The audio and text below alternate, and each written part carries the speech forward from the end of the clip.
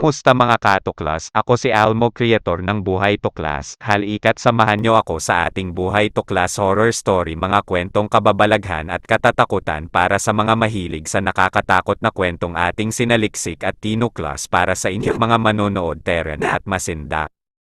Tikbalang ate, totoo bang may tikbalang pananakot lamang iyon para magbait ang mga bata? Hindi ba, tanong ni Edith sa panganay na kapatid? Sabi ni Tio Jose mayroon nga raw, kasama pa raw siya noong makahuli sila nito. Sige nga ate, ikwento mo sa amin ang nangyari. Pakiusap naman ang bunsong si Teresa. Hali kayo at makinig kayo. Mayroon raw sa baryo ni na Tio Jose na isang napakagandang dalagang nagngangalang Linda. Ang dami raw lumiligaw dito dahil bukod sa maganda na ay mabait pa. Ngunit sa dinami-rami ng taga-baryo nangingibig sa kanya, walang nagpapatibok sa kanyang puso. Isang araw, may nakilala ang dalaga na binatang taga-Maynila, gwapo, matangkad, at mukhang kagalang-galang. Maraming mga dalagang nayon ang nahali na kay Roberto, ngunit ang napaglaanan nito ng pagtingin ay si Linda.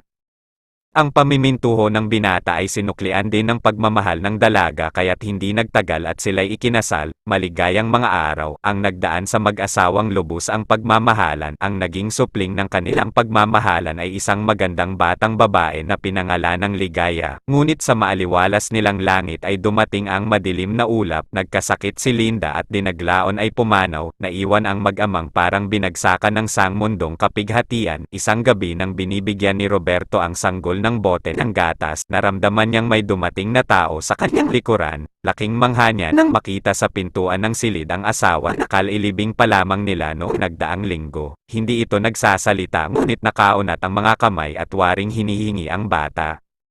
Huwag, Linda, ikaw ay patay na, hindi maaari. Hinigpitan ni Roberto ang pagkapangko sa bata at umiiling. Umalis ang babae, ngunit sa sunod na gabi ay naroon lalong mahigpit ang pagtanggi ni Roberto na iabot ang bata, ngunit hindi siya makatulog sa malaking takot at pagtataka. Nang nangyari uli sa ikatlong gabi, naisip niyang sumangguni sa mga matatandang taga-nayon.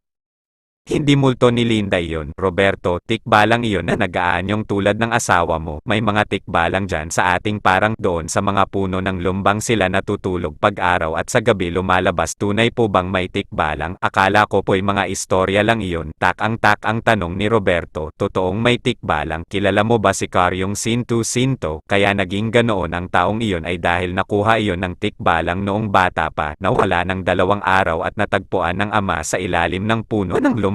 Nako, ano po ang aking gagawin? Gabi-gabi po ay lalong humihigpit ang pamimilit niyang makuha ang bata. Halos maiyak-iyak si Roberto.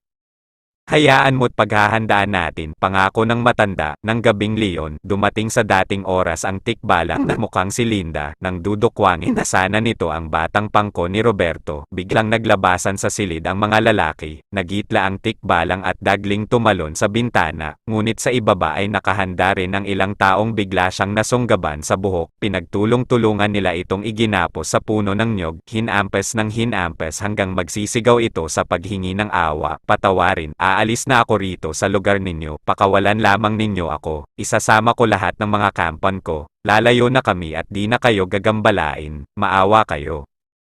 Sa kasisigaw nito at sa pangakong di na maninikbalang uli, naawa ang mga lalaking nayon at pinaalpasan na rin ang Melaino. Buhat nga noon, wala nang tikbalang pang nabalitaan sa baryo. Ang batang si Ligaya ay lumakit naging isang mabait at magandang babaeng tulad ng ina. Kahit nang mag-asawa siya ay di niya iniwan ang ama at inalagaan niya ito hanggang sa katandaan. Ang ganda ng kwento mo, pero nakakatakot. Ate, sabi ni Edith, baka Carney hindi makatulog. Magdasal muna kayo bago mahiga, paalala ng panganay. Kung hindi, sige, dadalawin kayo ng mga tikbalang. Kung gusto mo ng mga ganitong video, mag-subscribe sa aming channel para sa higit pang nakakaengganyo na makasaysayang nilalaman at tiyaking pindutin ang notification bell upang hindi makaligtaan ang isang update. I-like, ibahagi, at iwanan ang iyong mga saloobin sa seksyon ng mga komento sa ibaba. Salamat sa pagsama sa amin sa nakakapagpapaliwanag na paglalakbay na ito. Hanggang dito na lang mga kaalam ko at umaasa po ako na napasaya ko kayo at nakapagbigay ako ng konting kaalaman. Kung nagustuhan po ninyo ang content, inaanyayahan ko po kayo na mag-subscribe at hit the notification bell para sa mga bagong video na aking ilalabas at paki-like na rin po ang video bilang tulong at pagsuporta sa Buhay Tuklas. Maraming salamat po and God bless.